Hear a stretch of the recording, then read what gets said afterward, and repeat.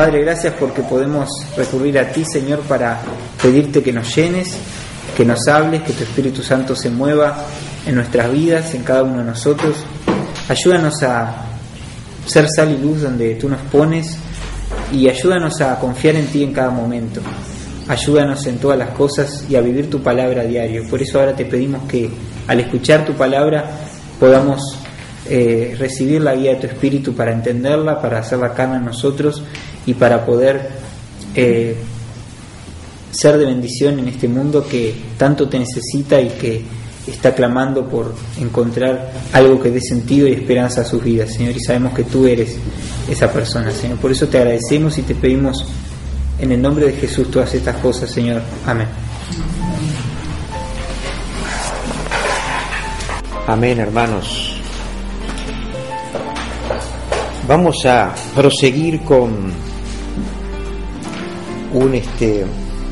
un tema que compartí con ustedes hace unos domingos, que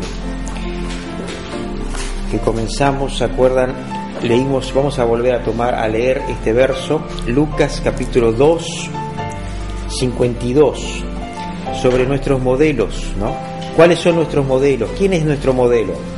Los Rolling Stones, ¿quién es nuestro modelo? Jesucristo, ¿no? Y no digo que no me gusten los Rolling Stones, lo que quiero decir es cada cosa en su lugar, ¿no es así? Porque me pueden gustar los Rolling Stones como tocan la música y como cantan, pero no quiere decir que me guste cómo viven y no quiere decir que si yo sea un seguidor de ellos, ¿de acuerdo? O sea, tiene que haber un equilibrio en nuestras vidas y saber cuáles son nuestros modelos. Y dijimos que Jesús es nuestro modelo, ¿no es así? Bueno, vamos a leer nuestro modelo. Dice: y Jesús crecía en sabiduría, en estatura, en gracia para con Dios y los hombres. Y Jesús crecía en sabiduría, en gracia, en estatura y en gracia para con Dios y los hombres. Acá vemos el Hijo de Dios, el mismo Jesús, hecho carne, naciendo de una mujer, María, virgen, empezando a crearse, a crecer, cuando era bien, fue como nosotros, como cualquiera de nosotros. Dice que crecía en estatura, en sabiduría, en cada una de las áreas de la vida que tenemos. Estatura es el área física, sabiduría es el área mental, en gracia para con Dios el área espiritual y en gracia para los hombres en el área social. Es la totalidad del ser humano. Habíamos visto la otra vez, habíamos hablado sobre la importancia del área espiritual como centro de nuestra vida no visible. O sea, no se ve se ve el área social, se ve el área física, se ve el área mental, es posible medirlas, evaluarlas, habíamos dicho, visualizarlas. Pero la parte interior de cada uno de nosotros, que es el área espiritual, no lo podemos ver. Pero es tan importante que lo que tengamos dentro de nuestra área espiritual se manifiesta en las otras tres áreas y es visible. Ejemplo, si uno es un consumidor de sustancias, de cualquiera, sobre todo de las que más conocidas, pasta base, cocaína, lo que sea de esto. Nuestra vida eso es lo más importante, ¿no es así? ¿Es visible en las otras tres áreas? Es visible, claramente, porque una persona que es un consumidor que no puede controlar ese consumo, ¿qué pasa? Se va a manifestar en el área mental porque cada día se le van a quedar menos neuronas en su cabeza, cada día va a estar más confundido. En el área física ni hablar, se va a destruir su cuerpo. En el área social va a perder su trabajo, probablemente sus amistades, se va a encerrar en un círculo de consumidores. Ese es un ejemplo. Y así podemos hablar de otros ejemplos. Por ejemplo, si una persona es un gran egoísta, habíamos dicho, lo único que piensa es en sí mismo y lo que le importa es su persona y nada más, y las demás cosas no le interesan. ¿Se va a manifestar en las demás áreas? Claro que sí. Y vimos, ¿se acuerdan y no quiero dar más ejemplos sobre la importancia de visualizar esto, la manifestación en las tres áreas, y la importancia de que qué pongamos dentro de nosotros, en nuestro interior, y que sea lo más importante, va a definir nuestra vida. Entonces, habíamos visto que en esa parte interior nombramos rápidamente 4 cosas importantes en la dimensión espiritual. Fe, número 1. Amor. Sin fe dijimos que era imposible agradar a Dios. Amor a Dios y al prójimo. Después hablamos de obediencia, porque no sirve de nada que yo conozca a Dios, que yo ame a Dios, ame al prójimo, pero no ponga en práctica lo que yo digo que soy. Es como las personas que dicen que son muy religiosas, que van a la iglesia, van cuando se casan, van cuando tienen un hijo y van cuando ya no lo lleva, mejor dicho, el día que se mueren, ¿no? O sea que son ese tipo de religión. ¿De qué sirve eso? Si no es algo práctico, real y duradero. Y en cuarto lugar habíamos hablado de la importancia de la oración. La oración, porque es una herramienta espectacular que muchas veces ni siquiera la usamos en la dimensión correcta, que es comunicarnos con Dios sin intermediarios. ¿Para qué? Para arreglar nuestras cuentas con Dios. No necesitamos confesarle al cura, al pastor, nuestros pecados. Tenemos la posibilidad de confesarle directamente a Dios, arreglar nuestras cuentas en cualquier momento y interceder y pedirle a Dios que obre en nuestras vidas y en la vida de nuestros prójimos. Esto es un pantallazo rápido de lo que habíamos hablado ya antes. Hoy vamos a hablar, si nos da el tiempo, de las otras 3 áreas, y si no nos conformaremos con 2. Vamos a empezar por el área mental y vamos a leer Filipenses capítulo 4 verso 8. Filipenses 4 verso 8. Dice así la palabra del Señor: por lo demás, hermanos, todo lo que es verdadero, todo lo honesto, todo lo justo, todo lo puro, todo lo amable, todo lo que es de buen nombre, si hay virtud alguna, si algo digno de alabanza, en esto pensad. Vamos a repetirlo. Por lo demás, hermanos, todo lo que es verdadero, todo lo honesto, todo lo justo, todo lo puro, todo lo amable, todo lo que es de buen nombre, si hay virtud alguna, si algo digno de alabanza, en esto pensad. Qué tremendo, ¿no? Qué importante son nuestros pensamientos. Nuestros pensamientos son el fundamento de nuestras actitudes y motivaciones. Depende de lo que nosotros pensamos. Así van a ser nuestras actitudes y nuestras motivaciones. Saben que en la mente, la Biblia dice que el pecado es concebido primero a través de los pensamientos.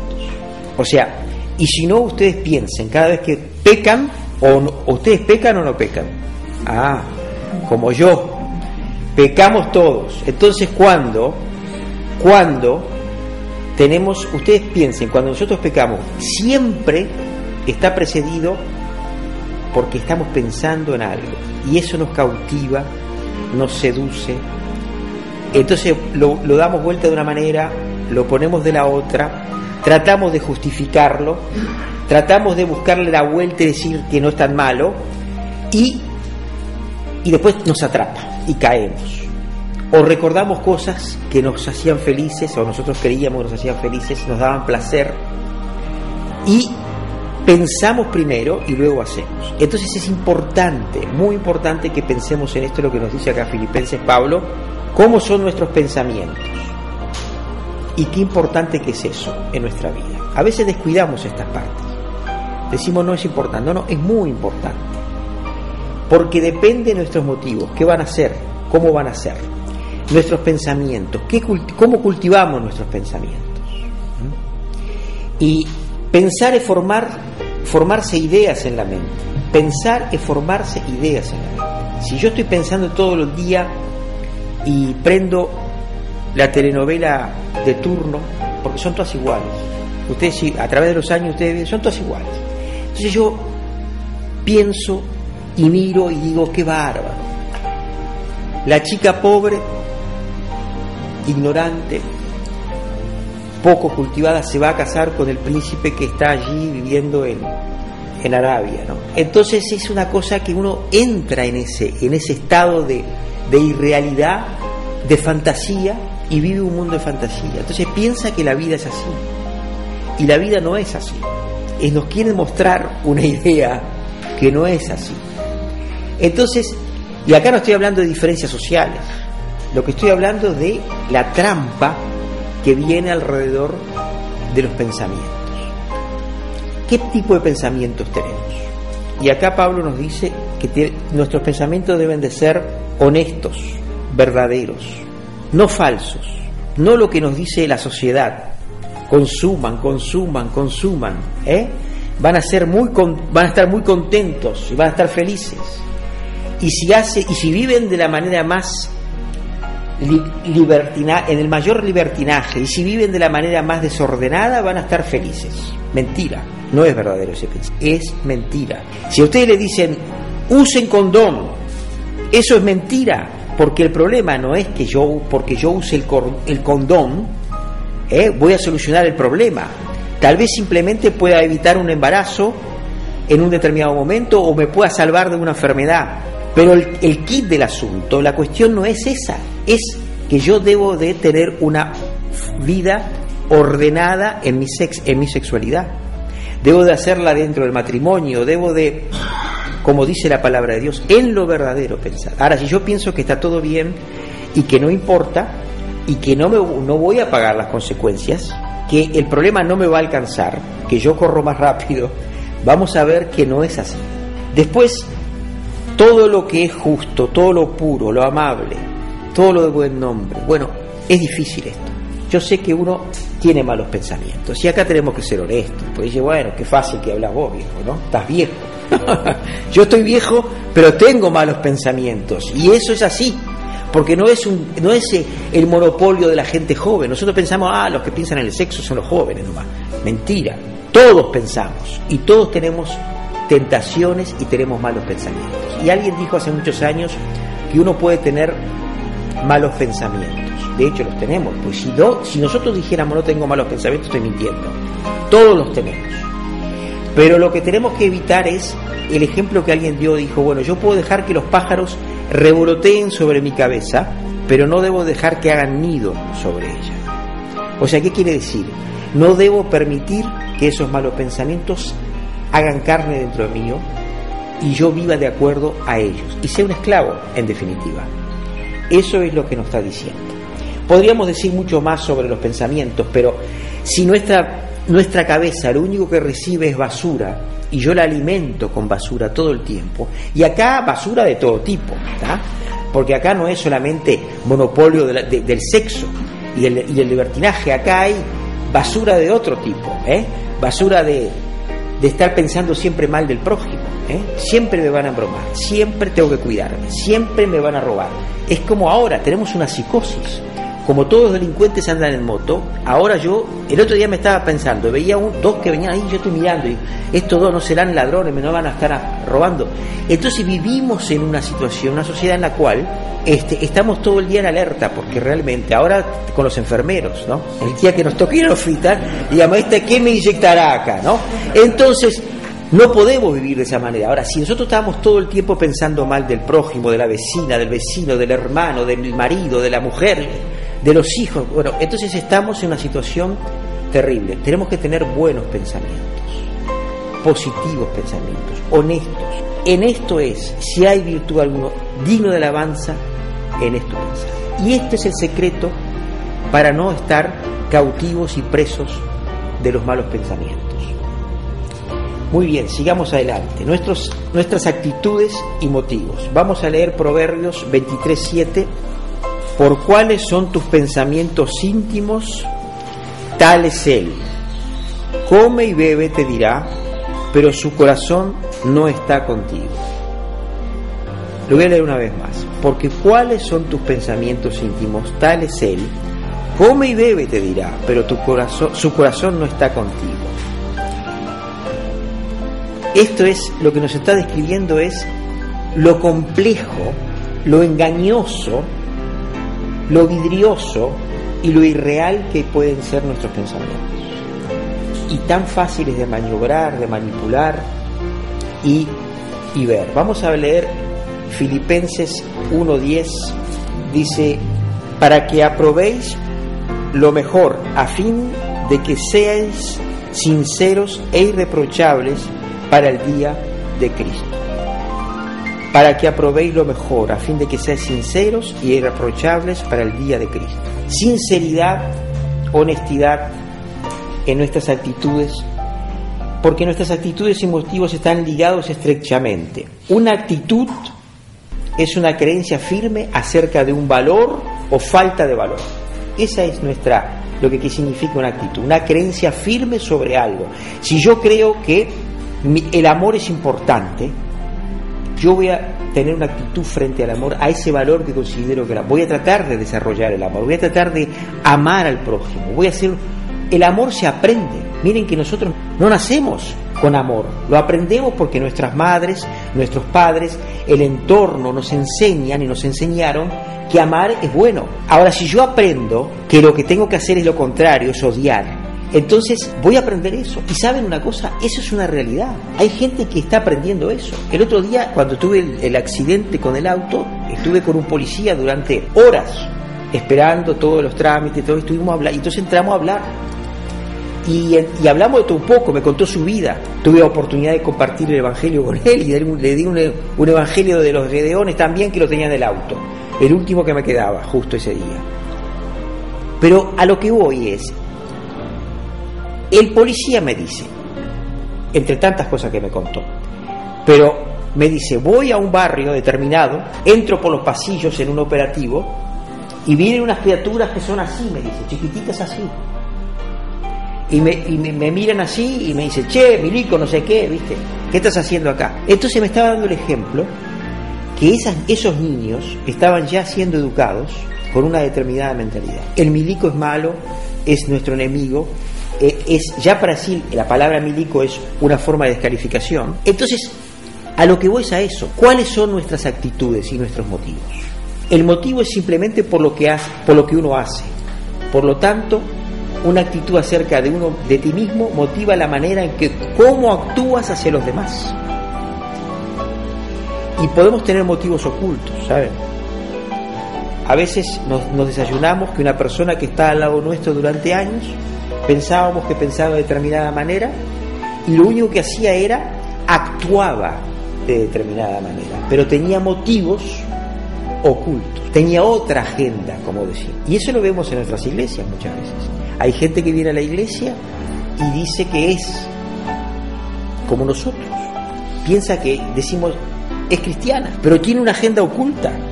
¿Cuál es la agenda oculta? No la sabemos, ellos lo saben. Y un día nos ayudaban: pero ¿cómo? Fulano que decía esto, decía lo otro, y ahora hizo esto o lo otro.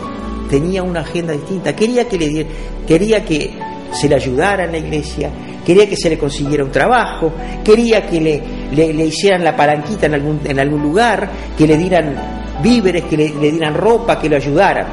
Es parte, la iglesia hace eso. Eso hace la iglesia, lo hacemos. Pero ¿qué pasa cuando yo tengo una motivación oculta que no es verdad? No vengo porque busco a Dios o porque me interesa aprender más acerca de Dios. No, vengo porque vengo a buscar algo a la iglesia material, exclusivamente. Y ese es el problema de la motivación oculta. Y Dios ve los corazones. Podemos engañar a todos, menos a Dios. Entonces, el motivo es la razón por la cual yo hago algo. Ahora bien, acá hay dos niveles. Hay un nivel de confianza personal que nos da el sentido de dignidad y valor personal. Creados a la imagen de Dios, somos valor y dignidad personal. No somos animales, no somos animales. Mi gata es casi una persona, porque nos maulla, me habla, sabe cómo hacer todo para conseguir lo que ella quiere, pero no es una persona. El día que muera ni se va a dar cuenta que se murió, ¿está?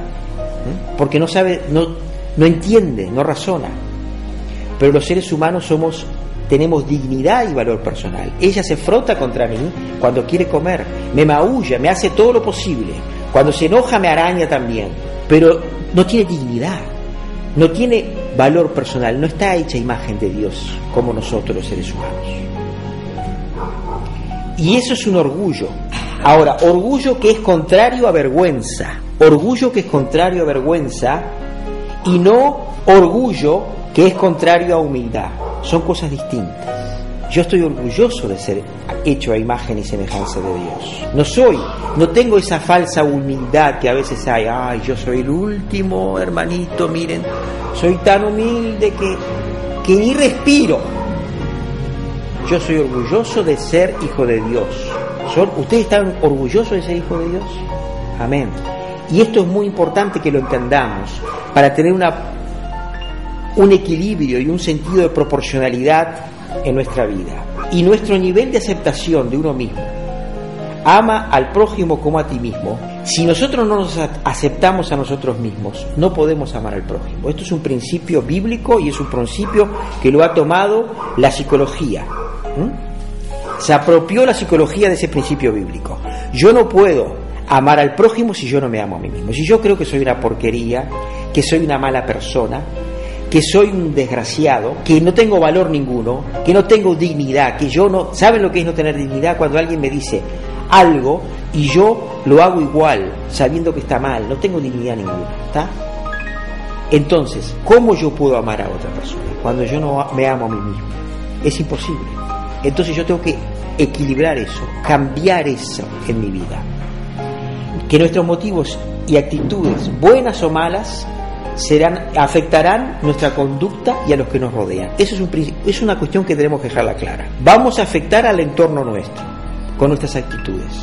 Si yo amo a mi marido, si yo amo a mi esposa, si yo no tengo ningún tipo de motivo oculto, eso va a afectar el entorno, mi familia, va a afectar a mi esposo, mis hijos, el entorno, los vecinos, la iglesia, todo. Si yo no lo amo y digamos hago como que lo amo, entonces eso también va a afectar, porque tarde o temprano va a saltar eso en el entorno. No saltará con palabras, pero sino con actitudes y hechos. Entonces analicemos nuestros motivos y nuestras actitudes. Vamos a pasar a la meditación.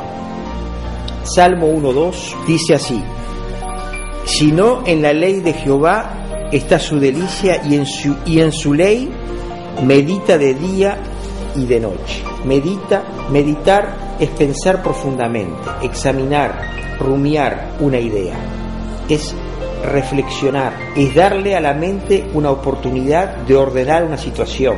Sabemos de personas muy creativas que se disciplinan, planifican el tiempo de meditación, y esto es importante que lo tengamos en cuenta. Vivimos en una sociedad donde el tema de la meditación está hecha para los monjes, no se medita, se vive en Facebook todo el día, en el gran conventillo que es Facebook, en el sentido negativo que lo digo, ¿no?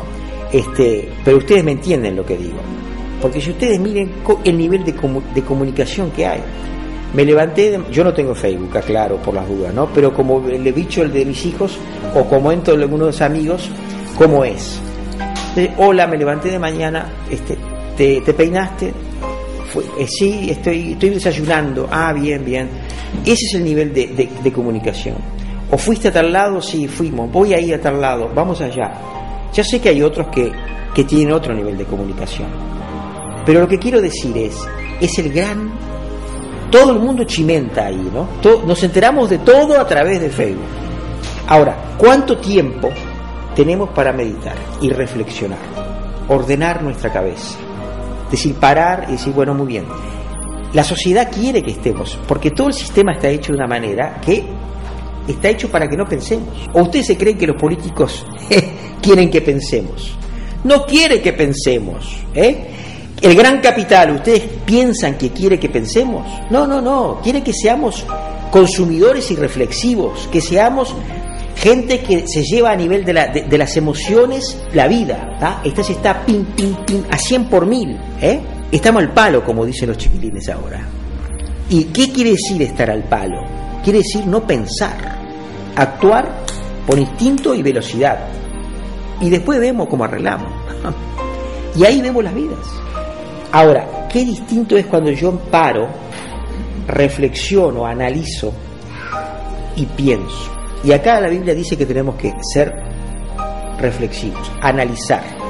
¿Por qué? Porque lo necesitamos para no cometer errores, para no tomar decisiones equivocadas. ¿Cuántas cosas uno, mirando para atrás, los que ya tenemos años, si hubiéramos pensado, reflexionado en el momento adecuado, no hubiéramos hecho, no hubiéramos cometido?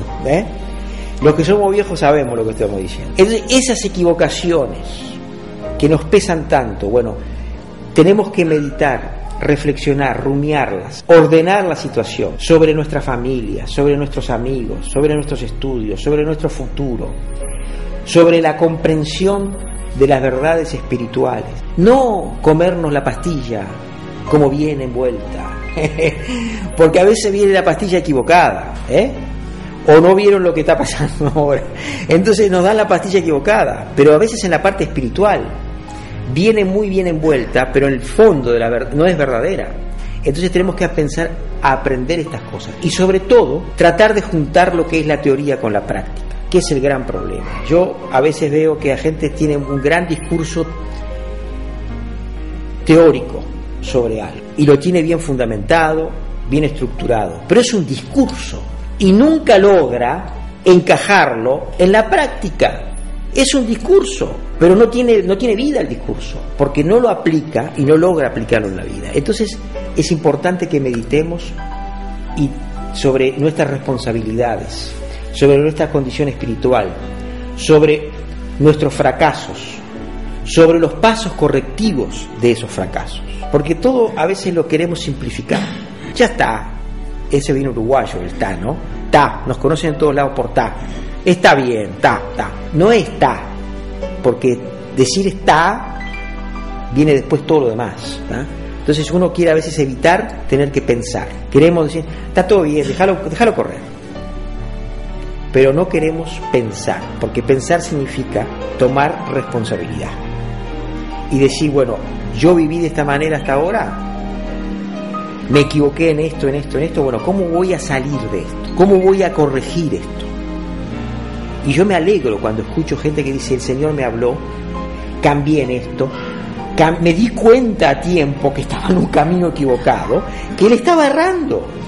Y gracias a Dios porque alguien nos advierte, nos muestra. A veces viene un hermano y dice, mire hermano, esto no va más así, no le conviene esto. O la misma palabra nos redarguye a través de nuestro devocional y dice, mire, esto no va más, tengo que cambiar acá, tengo que corregir. Y tengo la valentía para hacer ese cambio y tomar la decisión correcta. Por eso es importante meditar en nuestra vida. Nuestros estudios. 2 Timoteo 2:15. Procura con diligencia presentarte a Dios aprobado, como obrero que no tiene de qué avergonzarse, que usa bien la palabra de verdad. Necesitamos conocer del mundo espiritual y del mundo físico por medio del estudio serio y planificado. Estudiando podemos desarrollar la capacidad de servir a Dios y a otros. Y esto es importante. Miren, si uno de los grandes problemas que tenemos en nuestro país es el tema de la educación, y ustedes ya lo hemos hablado muchas veces, no voy a entrar a dar ejemplos, pero todos lo sabemos, el Uruguay entero se da cuenta cuál es nuestro problema y la importancia de los estudios. Nos jugamos una generación, y no es chiste esto, nos jugamos una generación que depende nuestra vida de esto, depende que vamos a tener que importar gente de otros países, mano de obra calificada de otros países, y continúa el desarrollo económico en el Uruguay y en la región, porque no vamos a tener gente capacitada. No sé si ustedes se han dado cuenta últimamente de lo que está pasando.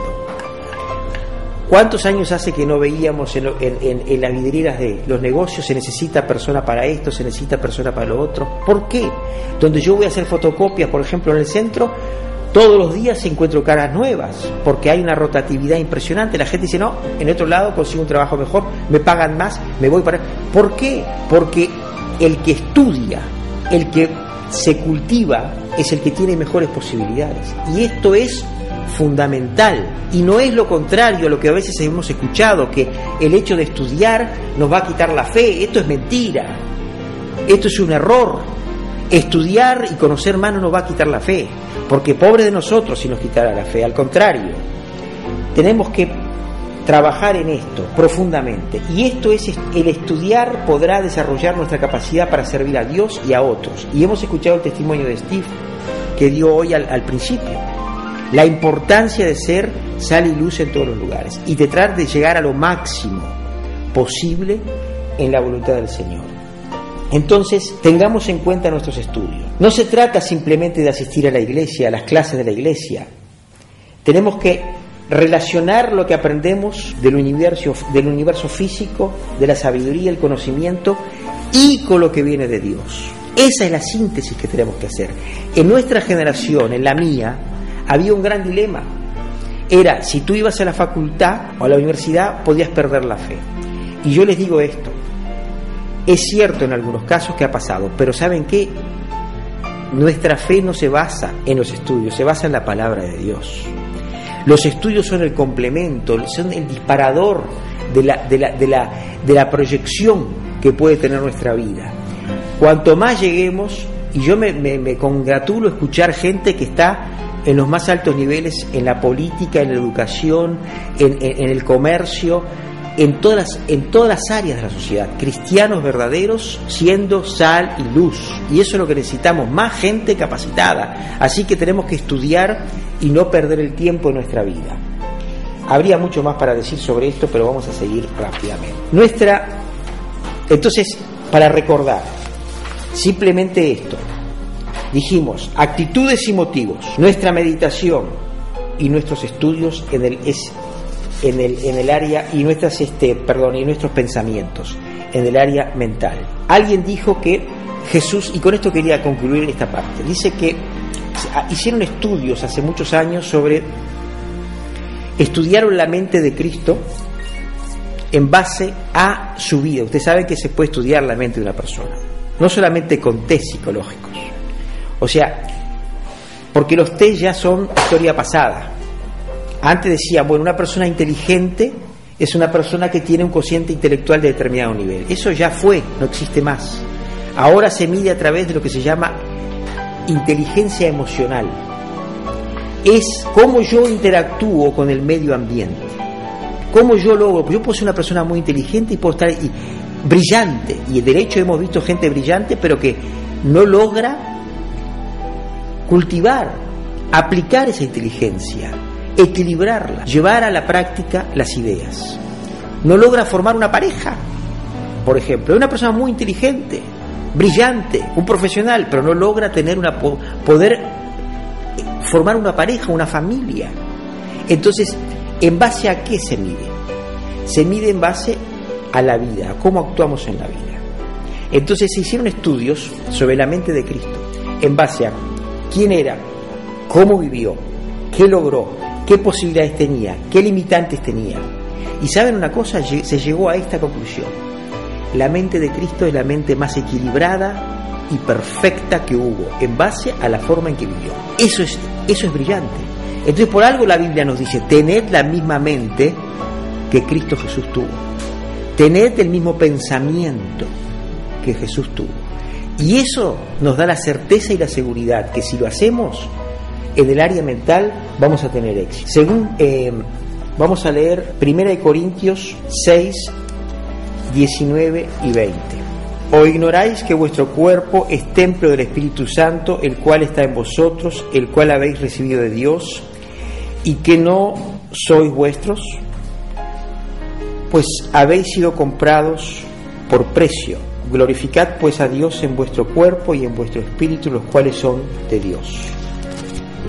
Acá, en el área física, lo que nos está diciendo Pablo es que el cuerpo nuestro, en la parte física, es el templo del Espíritu Santo, que no es nuestro. Este concepto cambia radicalmente, o debería cambiar radicalmente, nuestra forma de vida.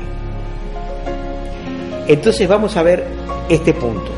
Si Dios va a usar nuestro cuerpo, Él necesita controlar cada aspecto de nuestra vida física. El cuerpo es más que carne y huesos, ¿no? Él es el templo de Dios, su presencia en la tierra a través de cada uno de nosotros. Por eso es importante. Entonces vamos a ver en 1 de Timoteo 4:12, Ninguno tenga en poco tu juventud, sino sé ejemplo de los creyentes en palabra, conducta, amor, espíritu, fe y pureza. Acá está hablando a un joven, pero yo lo agrego y lo alargo. Para todos nosotros, para todos. Entonces, nuestra apariencia es importante. ¿Qué quiero decir con nuestra apariencia? Cuidar nuestra apariencia, porque la gente, saben que vivimos en una sociedad que posmoderna, que lo único que hace es premiar la belleza, lo exterior, ¿no? Y uno decía, bueno, pues estás contradiciéndote. No, yo lo que digo es esto: nuestra apariencia no es que seamos lindos o feos. Lo que es cuidar nuestra apariencia es buscar lo adecuado en nuestra vestimenta, en nuestra forma de vestirnos, de ser, de parecer a los demás. Y esto es importante. Y estoy hablando de decoro, estoy hablando de equilibrio, estoy hablando de evitar los extremos. A veces nos vestimos con extremos malos y extremos buenos, ¿no? Entonces, porque vieron, a veces dice, bueno, uno dice, bueno, ve a alguien vestido y dice, wow, está buscando novio, ¿no? O novia, ¿no? O vemos a alguien vestido y dice, podría vestirse mejor, ¿no? Entonces, claro, yo sé que a todo el mundo no lo podemos poner contentos y estar de acuerdo. Lo que quiero decir es que debe haber un equilibrio en la limpieza, en nuestra pulcritud, en ocuparnos de peinarnos, de cosas tan simples como esas. Pero aún más, podríamos decir que la primera impresión es lo más importante que causamos nosotros en las personas. Es la primera vez que nos ven. Y si no, ustedes recuerden, ¿qué es lo que le llamó la atención de alguien? Yo a veces tengo dolor en mi corazón, porque a veces escucho de una persona y me dice, sí, fulano, ¿cómo está? ¿Qué me querés decir? Y sí, fulano, que lo vi, que tenía los piercing metidos acá, el pelo por acá, ¿cómo está? ¿Está bien? O sea, la primera impresión que vio es que era un desalineado, una persona, un hippie, una persona que estaba mal. Entonces, y esos son prejuicios a veces, simplemente preconceptos. Pero ¿saben una cosa? Vivimos en una sociedad, querrámoslo o no, que tiene ciertos parámetros y ciertos... Yo no puedo ir a buscar un trabajo, un empleo, y ir todo sucio y desarreglado, porque estoy seguro que no me lo van a dar. Lo primero que decir, bueno, lo vamos a anotar, le van a decir. ¿Ah? Nos van a mentir en la cara, pero no van a decir, sí, lo vamos a anotar en la lista, y sabemos que nunca nos van a llamar, y si no, hagan la prueba, mejor no la hagan, pero miren, créanme que es así. Entonces tenemos que buscar estas cosas que son importantes. 1 Corintios 9:27. Sino que golpeo mi cuerpo y lo pongo en servidumbre, no sea que, habiendo sido heraldo para otros, yo mismo venga a ser eliminado. Miren, el tema, acá me estoy refiriendo al control del sexo, ¿no? Que es el segundo punto, después de la apariencia y la pulcritud. Miren, si uno de los grandes problemas que tenemos, y el mismo Pablo lo está expresando acá, es el control de nuestras emociones y el sexo. No es fácil, y acá tenemos que ser muy honestos en esto. Yo escuché una vez un predicador que estaba en un lugar hablando hace muchos años de esto, y dijo, porque cuando yo me convertí, dice el hombre, superé el sexo, ¿no? Y yo me reí primero y después me enojé mucho con él, y porque era una declaración equivocada, porque cuando tú te conviertes no superas el sexo, y eso es la realidad, y gracias a Dios que no lo superamos, ojalá, porque si no, pobre de nosotros. Dios nos hizo seres sexuales, donde podemos ejercer la sexualidad, y es estupendo ejercerla, pero ¿cómo la vamos a ejercer? Ese es el punto importante. La atracción con el sexo opuesto es estupenda, es normal, es buena, es correcta. Sin embargo, lo que es bueno del sexo que Dios creó está superditado a las leyes que Él estableció para su uso. O sea, ¿cuáles son esas leyes? ¿Usar condón? No, querido, no es esa la ley, no dice la Biblia eso. Es abstenernos del sexo fuera del matrimonio. Ese es el punto, ejercerlo dentro del matrimonio. Escuchamos a nuestros políticos, escuchamos a nuestros especialistas hablar y hablar y hablar, pero dicen cosas que son verdades a medias. Entonces el problema no es para evitar el SIDA, no es el problema para evitar los embarazos precoces, no es el tema de evitar el embarazo adolescente, no es el tema de evitar las enfermedades venéreas. El hecho de usar determinadas protecciones es utilizar las leyes de Dios. ¿Cuáles son? Ejercitar el sexo dentro del matrimonio. Es la garantía. Ahí no hay problema ninguno. ¿Está? Entonces ese es el punto esencial que tenemos que decirle a nuestros chiquilines y decírselo a nosotros mismos, también a los viejos. ¿Está? O sea, porque esto es para todos nosotros, no es solamente para la gente joven. Y si uno de los grandes problemas que tenemos en nuestra sociedad es el descontrol en el área sexual, y tenemos que decirlo con todas las palabras, aunque a veces no nos guste, ¿no? Es un descontrol total. Ahora, cuando abusamos de nuestro cuerpo, ¿qué sucede? Pagamos las consecuencias. Entonces, el descontrol en nuestra vida sexual lo vamos a pagar, tarde o temprano. Y si no, miremos alrededor nuestro, ¿está? En la sociedad que vivimos. Entonces, ¿cuánto dolor hay alrededor de una actitud descontrolada en el tema del sexo? Primero, acá habría... Este es un tema para hablar horas. Solo lo menciono como un pensamiento, y sobre todo el valor y el principio de cuidar nuestras relaciones incorrectas. Y sobre todo que Dios nos dará la salida y la libertad para poder controlar esto. Esto lleva disciplina, oración y sobre todo creerle a Dios que lo que Él dice es lo correcto. ¿Ah? Si yo no le creo a Dios que me dice que es lo correcto, que yo no le creo, no. El tema ese es para los locos de la iglesia. ¿Tá? Yo hago lo que quiero con mi vida, ¿tá? En el área sexual. Bueno, así nos va a ir si aplicamos la voluntad lisa y llana. Y ¿saben una cosa que a mí me aterra? Es ver la actitud que hay frente al sexo, cuando en este momento, y aquí sí me tengo que limitar a hablar de la gente joven, me duele en el corazón cuando escucho gente que dice que fue a un baile, tomó tanta bebida y tuvo sexo con no sabe con quién, ni siquiera tiene idea.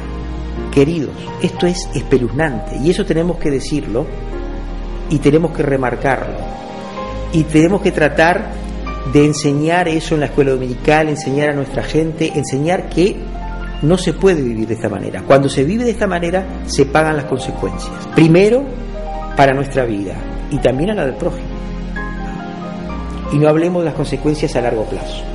Bien, 1 de Timoteo 4:8, porque el ejercicio corporal para poco es provechoso, pero la piedad para todo aprovecha, pues tiene promesa de esta vida y presente y la venidera. Ahora bien, uno podría decir, el ejercicio para poco aprovecha, cuando lo dice Pablo, pero acá dice, no quiere decir que no aprovecha, ¿tá? Porque hay gente que lee mal este texto, ¿no? No, somos seres espirituales, yo he escuchado esto, ¿no?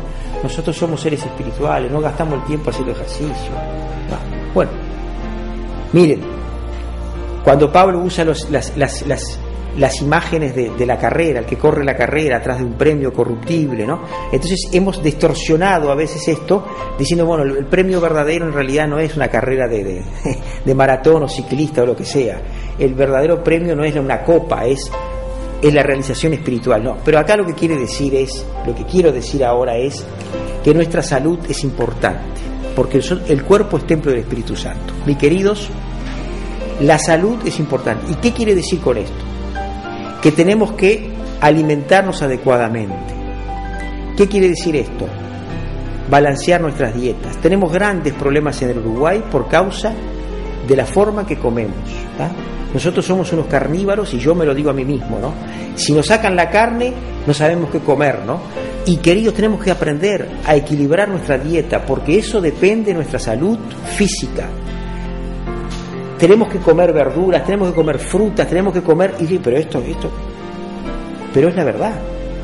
nuestra salud es importante. Y si ustedes saben la cantidad de problemas que tenemos y que vamos a tener más adelante, hay sociedades, por comer comida chatarra todo el tiempo y llenarse de cola, de Coca-Cola y todas otras cosas, que tienen problemas realmente graves de salud, gravísimos. Y nosotros en el Uruguay tenemos graves problemas de obesidad en los niños en este momento, que están siendo atendidos y es una preocupación que tiene que estar en nuestra cabeza. Y como cristianos tenemos que cuidar el cuerpo, porque es el vehículo, el instrumento para los planes de Dios.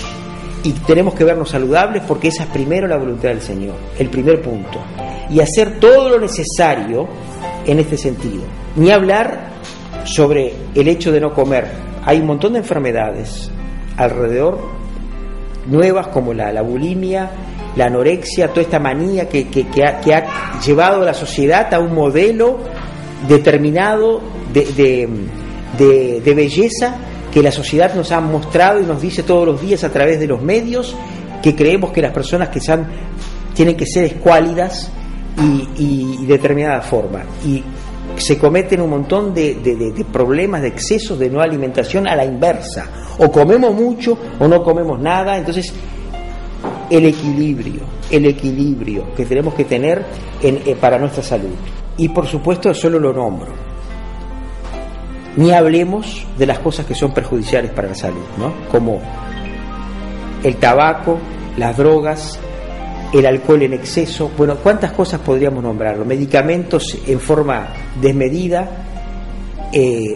etcétera, etcétera, etcétera, para tener en cuenta. El cuerpo, templo del Espíritu Santo. Muy bien, y lo último que quería decir en el área física es nuestra disciplina. Primera de Corintios 9, 26 y 27 dice: así que yo de esta manera corro, no como a la aventura, de esta manera peleo, no como quien golpea el aire, sino que golpeo mi cuerpo y lo pongo en servidumbre, no sea que, habiendo sido heraldo para otros, yo mismo venga a ser eliminado. ¿Qué dice Pablo? Disciplina, control y dominio propio. Disciplina es entrenarse para tomar una acción apropiada, no solo en lo físico, sino en todo, en mi conducta, en mi orden, en mi puntualidad, en mi cumplimiento. Disciplina. Y esto es disciplinar nuestro cuerpo, en cuánto como, cuánto duermo, cuánto descanso, cuánto me ejercito, cuánto trabajo. Y saben una cosa, la gente ve esas cosas. Si soy confiable, si llego en hora, si soy disciplinado, porque eso se ve. Miren, ven más que nosotros pensamos la gente, ¿tá? Entonces ahí también podemos demostrar.